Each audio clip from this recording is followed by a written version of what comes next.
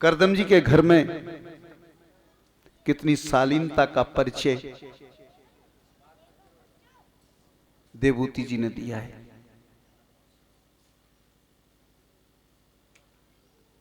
जब कोई भी लड़की ससुराल में जाए तो क्या करे?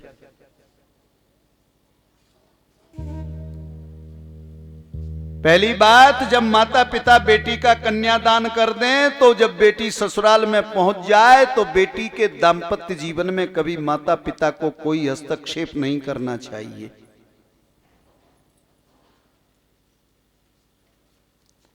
जिस मां ने अपनी बेटी के दाम्पत्य जीवन में दखल दिया, समझ लो उसकी बेटी का जीवन हमेशा हमेशा तक के लिए दुखी हो गया। अगर लड़की को कोई समस्या है तो घर के लोगों से मत कहो, अपनी लड़की को ही समझाओ।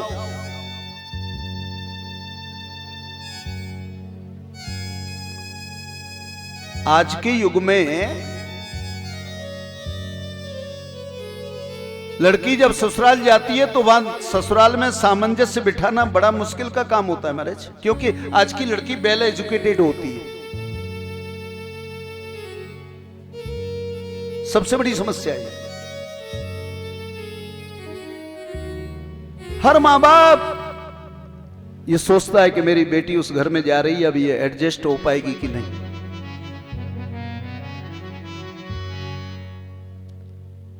भागवतकार कितनी बड़ी सुंदर शिक्षा देते हैं।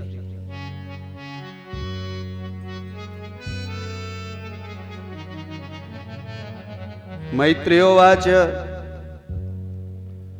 कि पितृभ्याम प्रस्थते साध्वी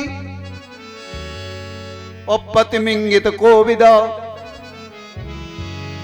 पर्यचर्य यथा प्रीत्याम भवानी भवम प्रभु। पितृभ्याम प्रस्थते, माता पिता के चले जाने के बाद देवभूति पति के घर में प्रवेश करती हैं। अपनी समस्त इच्छाओं को पति से जोड़ दिया है।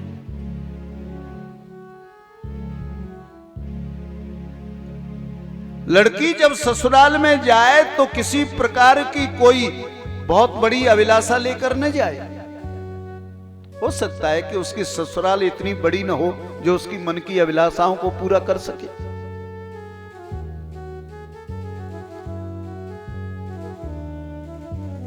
अधिकार की भावना लेकर न जाए कि अब तो मैं इस घर की बहू बन गई हूं, मेरा अधिकार है, मैं कुछ भी कर सकती हूं। जहां अधिकार की भावना लेकर कोई लड़की ससुराल में प्रवेश करती है, उसका दाम्पत्य जीवन नारकी हो जाता है, बिखर जाता है। वो अपनी समस्त इच्छाओं का दमन करे, पहले रोके। ससुराल प्रवेश करने के बाद पत्नी, इस लड़की जो है अपने पति के कंधे से कंधा मिलाकर उसका सहयोग करे, क्योंकि उसके पति का घर ही उसका घर है, अब उसके पिता का घर उसका घर नहीं है।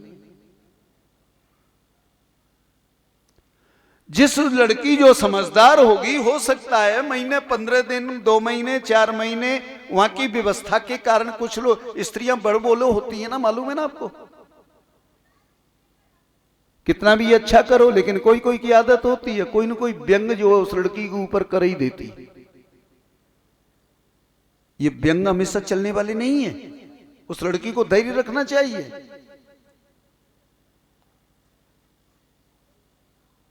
पर्यचर्य यथा प्रीत्यम, प्रेम सबसे बड़ी चीज है।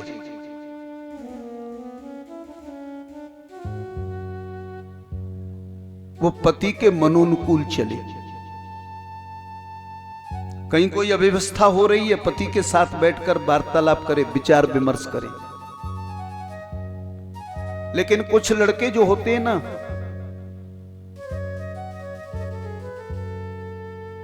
विवाह करने के बाद वो अपने दाम्पत्य जीवन को ठीक से चलाना नहीं चाहते, इसलिए वो अपने मां बाप की बातों को ही ज्यादा मानते, स्थान देते।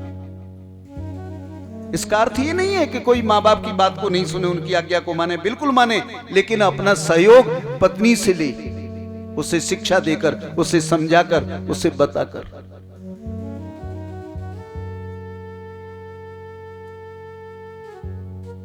रामचरितमानस में बाबा तुलसी ने एक चौपाई लिखी है। दशरथ जी ने कौशल्या जी से कहा, अजी कौशल्या, बोले हाँ, बोले आज तेरा प्रमोशन हो गया।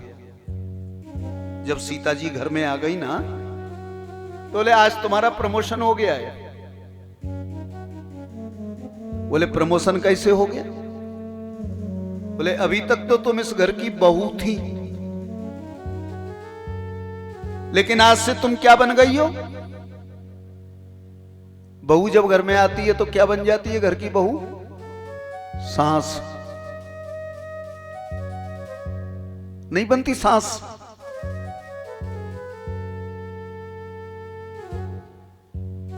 सवेरे 6 बजे से लेकर के रात के 10 बजे तक जो बहू को 1 मिनट तक चैन की सांस न लेने दे, वो पक्की सांस है।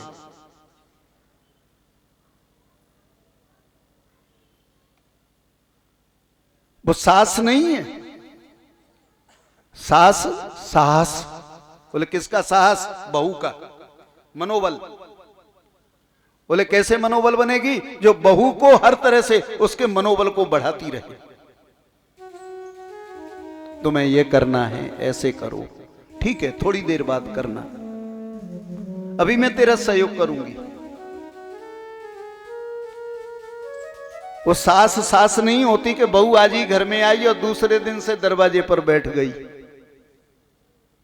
बहू का जिसने सहयोग नहीं किया तो बेचारी वो क्या जाने कि तुम्हारे घर में क्या होता है, कैसे होता है, तुम्हारी रसोई में कहां क्या रखा है। वो तो ट्रेनिंग तो देनी पड़ेगी ना। कौशल्या जी ने कहा मैं जानती हूं सास का कर्तव्य क्या है। बोले क्या है?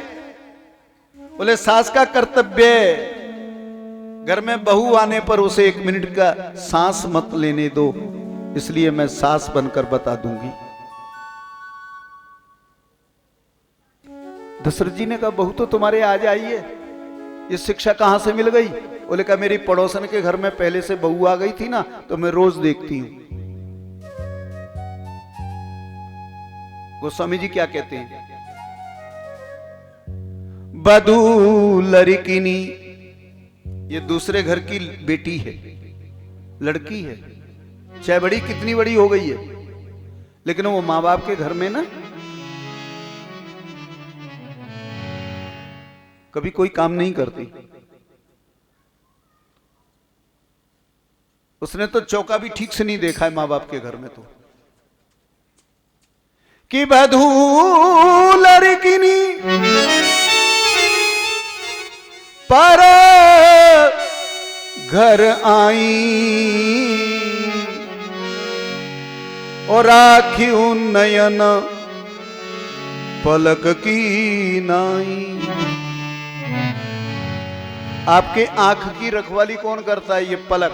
अगर आंख में कुछ चला जाए ना तो पलक जल्दी से बंद हो जाएगा। अगर पलक बंद नहीं होगा तो आंख को नुकसान हो जाएगा।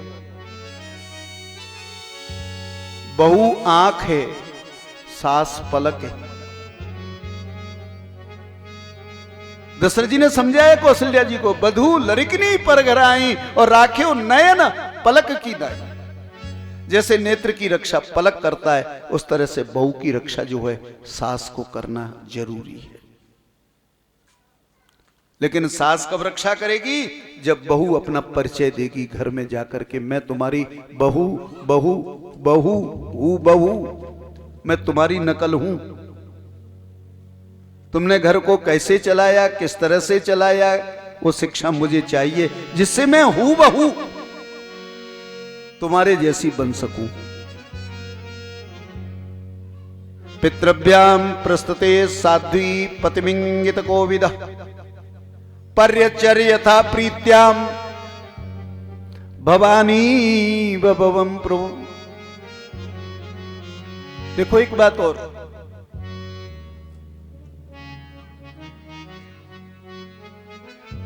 भगवान राम की अब भले ही आप पूजा करते हो, बहुत राम को मानते हो, लेकिन भगवान राम और सीता का जो दाम्पत्य जीवन है ना, वो सफल दाम्पत्य जीवन नहीं है।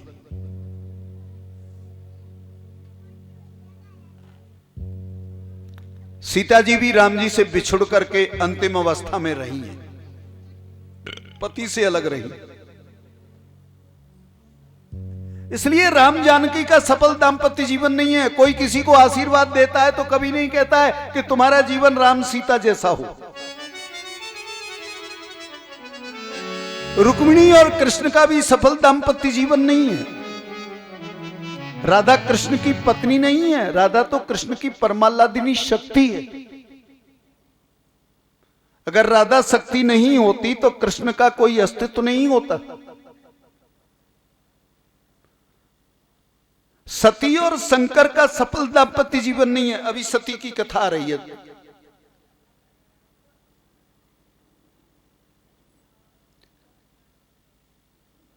पार्वती समपति प्रिय हो, पार्वती का नाम लिया जाता है, सती का नहीं लिया जाता, क्योंकि सती के साथ शंकर का सफल दाम्पत्य जीवन नहीं था। लड़की ससुराल में जो कर क्या करे, विश्रम्भेण आत्मशौचेण गौरवेण दमेन च, अपनी आत्म शुद्धि रखते हुए गौरव के साथ अपनी मनो इच्छाओं को, भावनाओं को अपने अधिकार में रखे, कंट्रोल में रखे, परिवार की सेवा करे। सौश्रेया सौहृदय न, माने सुंदर हृदय की भावना रख करके सबकी सेवा करे। बाणी, मधुर वाणी में सबसे बात करे, सबका सम्मान करे, कभी किसी का अपमान ससुराल में जाकर के ना करे।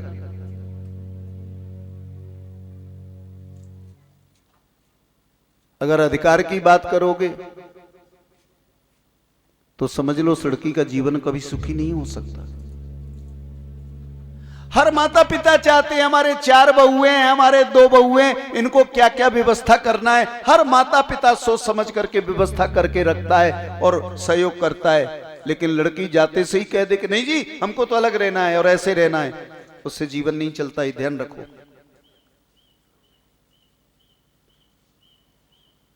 अगर आप अपने पति का सहयोग करोगी केवल 10 वर्ष,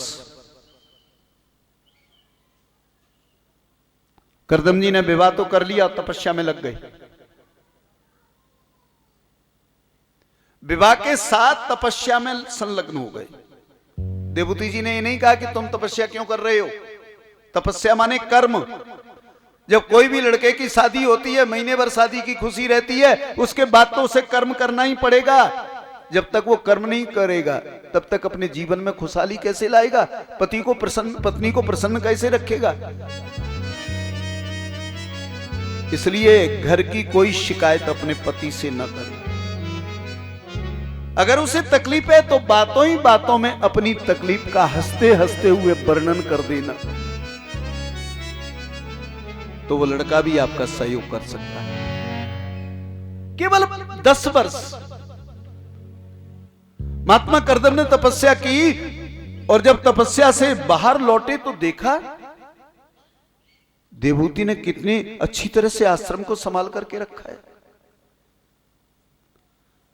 महात्मा करदम प्रसन्न हो गए पत्नी के ऊपर। तुष्ट हो अद्य तब मान अभिमान दाया, शुश्रूषया परमया परया जवक्त्या, यो देहिना मय मतीव सुरेश देहो नावेक्षित समुचितम क्षपितम मदर्थे। बोले मैंने तो तुम्हारी ओर पलट के भी नहीं देखा और तुमने मेरे निमित्त अपनी समस्त सुख सुविधाओं का परित्याग कर दिया और इतना बड़ा मेरा सहयोग किया। हे देवी, मैं आज तुम्हारी तपस्या से तुष्टो हो अद्य, मैं आज प्रसन्न हूं। हे मानवी, तुम मान देने के लायक हो।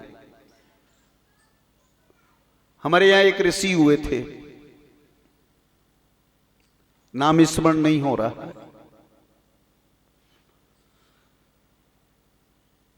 उन्होंने विवाह किया और विवाह करने के बाद घर में आए और घर में आकर के वो बड़े विद्वान थे अच्छे से, उन्होंने व्याकरण की एक टीका लिखना शुरू किया। अष्टाध्यायी की टीका की, पाणिनि की। और वो टीका में ऐसे संलग्न हो गए कि उनको पता ही नहीं था कि मैंने कोई विवाह किया है, कब किया है। वो 2400 घंटे उसी में ही ध्यान लगाया करते थे। लिखने बैठे रहते थे, सोचते रहते थे, चिंतन करते रहते थे। उनकी पत्नी आई, उनका पूरा सहयोग कर रही थी। 50 वर्ष बीत गए शादी को। एक दिन बेचारी वो जल्दी में दीपक नहीं जला पाई, अंधेरा हो गया था, तो उनकी लेखनी रुक गई। जैसे ही उन्होंने दीपक जलाया तो दीपक के प्रकाश में उस स्त्री के रूप मैंने चेहरे को देखा, तो उन्होंने पूछ लिया, आपका परिचय? उन्होंने उत्तर दिया, मैं आपकी पत्नी। बोले, मेरी पत्नी? तो इसका मतलब मैंने विवाह किया है? बोले, हाँ, आपने विवाह किया है। और विवाह के बाद आप जो है इस कार्य में लग गए। कितने वर्ष पहले? बोले, 50 वर्ष हो गया। बोले, वाह, 50 वर्ष हो गए और तुमने आज तक मुझसे कभी कोई शिकायत नहीं की? हे देवी, तुम तो प्रणाम करने के लायक हो, जो मेरा इतना बड़ा सहयोग किया। अब तो मैं पाणिनि की टीका करने में सक्षम हो गया, सफल हो गया।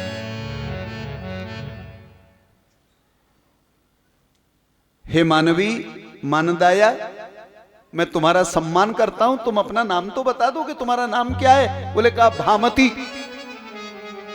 और जैसे ही भामती नाम उच्चारित किया उनकी पति ने बड़ी जल्दी से अपने उस ग्रंथ का नाम ही भामती टीका रख दिया। व्याकरण शास्त्र में आज अगर सबसे ज्यादा किसी टीका की प्रसिद्धि है तो भामती की प्रसिद्धि है। जगत में, संसार में, समाज में पुरुष की महानता स्त्री से होती है, ध्यान रखिए।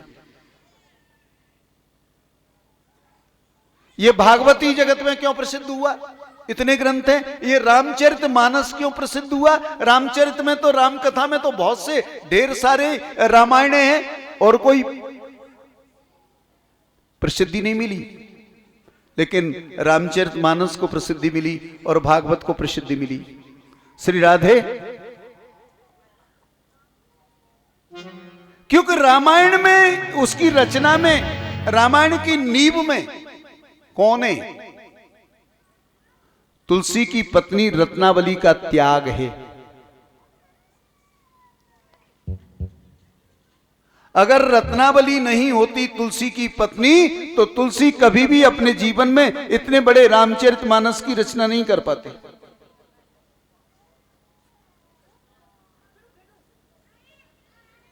कभी नहीं कर पाते। यदि सरोवर में स्नान करने वाली स्त्रियां व्यास जी को संबोधित नहीं करती, तो आपके हमारे बीच में आज ये कभी भागवत की कथा नहीं आती। कल मैंने आपको सुनाया ना, उन स्त्रियों ने व्यास को ज्ञान दिया था और वहीं व्यास जी चिंतन में बैठ गए। तब व्यास जी ने भागवत की रचना की। इस भागवत की रचना के लिए प्रेरणा करने का श्रेय किसको जाता है? स्त्रियों को। इसलिए भागवत की प्रसिद्धि है। रामचरितमानस भारतवर्ष में नहीं अपितु पूरे विश्व में प्रसिद्ध है। पूरे विश्व में। बोले, क्यों? उसमें रत्ना का त्याग है। रत्ना कोई घरगुती काम करने वाली औरत नहीं थी। रत्ना जी का विवाह तुलसी के साथ बड़ी उम्र में हुआ था। बड़ी उम्र में हुआ। तुलसी ने तो कभी जीवन में प्यार देखा ही नहीं था, प्रेम देखा ही नहीं था, कभी भी नहीं देखा था। रत्ना से थोड़ा प्रेम मिला, सो बेचारे रत्ना के पीछे पागल हो गए। रत्ना जब अपने पिता के घर में गई, तुलसी भी चले गए। रत्ना को थोड़ी लज्जा आई। उन्होंने कहा, लाजन लागत आपको और दौरे आया हूं साथ, और दिख दिख ऐसे प्रेम को कहा कहूं मैं नाथ। ये तुम्हारा प्रेम नहीं है, ये तुम्हारी वासना है। अस्त चर्म मम देह जो तामय ऐसी प्रीति, और जो होती रघुनाथ में तो ना होती भवभीत। इतना प्रेम अगर आपका राम में होता ना, तो इस संसार तुमको कभी व्याप्त नहीं होता।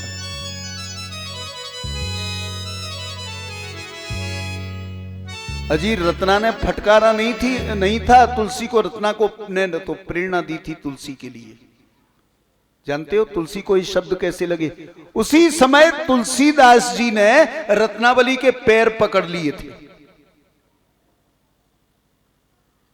मैं नहीं कह रहा हूं इस बात को, तुलसी ने खुद स्वीकार किया।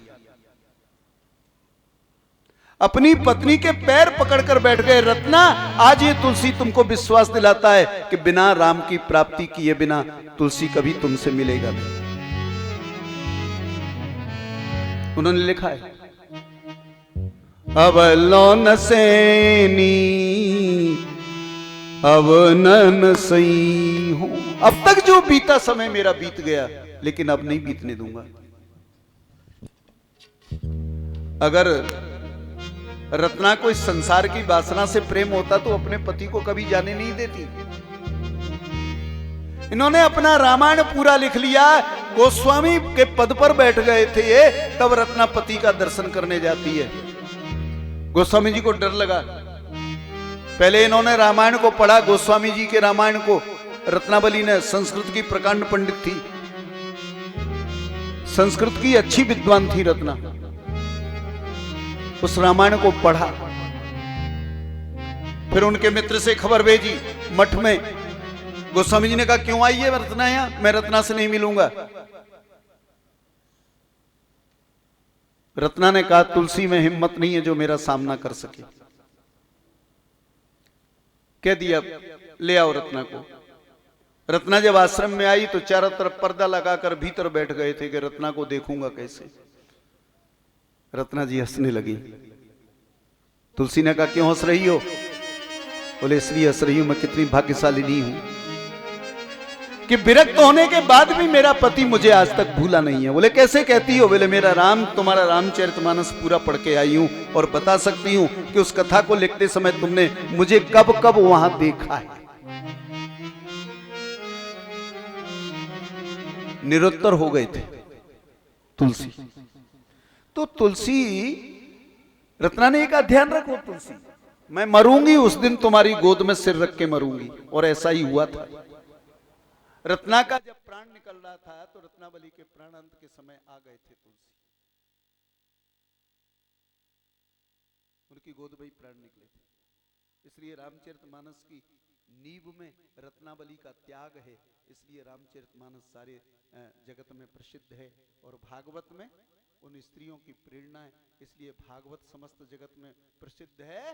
पाणिनि की अष्टाध्यायी की टीका में भामती का त्याग है, इसलिए वो सारे जगत में प्रसिद्ध है। तो स्त्री चाहे तो पुरुष को सारे जगत में प्रसिद्ध कर सकती है।